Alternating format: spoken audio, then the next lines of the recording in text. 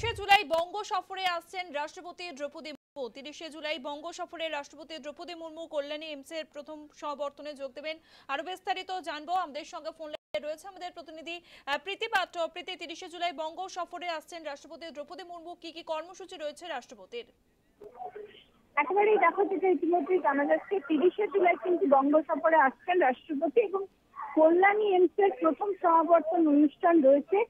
সেই অনুষ্ঠানে যোগদান করতে তিনি কিন্তু 30শে জুলাই বম্বে আসছেন। ওই দিনই কিন্তু দিল্লি থেকে বায়ুসেনার বিশেষ বিমানে কলকাতা বিমানবন্দরে পৌঁছবেন তিনি এবং সেখান থেকেই কিন্তু হেলিকপ্টারে করে যাবেন কল্যাণী।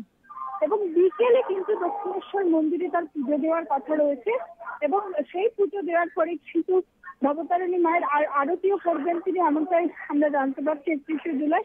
এবং তারপরে 31শে জুলাই কিন্তু রাজভবনে তিনি থাকবেন এবং তারপরে কিন্তু সেদিনই দুপুরে কলকাতা থেকে দেওঘরের উদ্দেশ্যে রওনা দেবেন, এমনটা কিন্তু ইতিমধ্যে জানা যাচ্ছে। অর্থাৎ 30শে জুলাই কিন্তু বঙ্গ সফরে আসছেন রাষ্ট্রপতি দ্রৌপদী মুর্মু। ধন্যবাদ প্রীতি।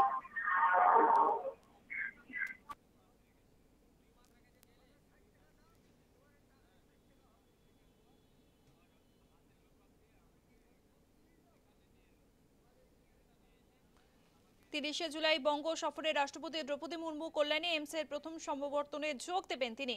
দিল্লি থেকে বায়ুসেনার বিশেষ বিমানে আসবেন কলকাতায়। হেলিকপ্টারে কল্যাণী পৌঁছবেন রাষ্ট্রপতি। অনুষ্ঠান শেষে দক্ষিণেশ্বর মন্দিরে পুজো দেবেন।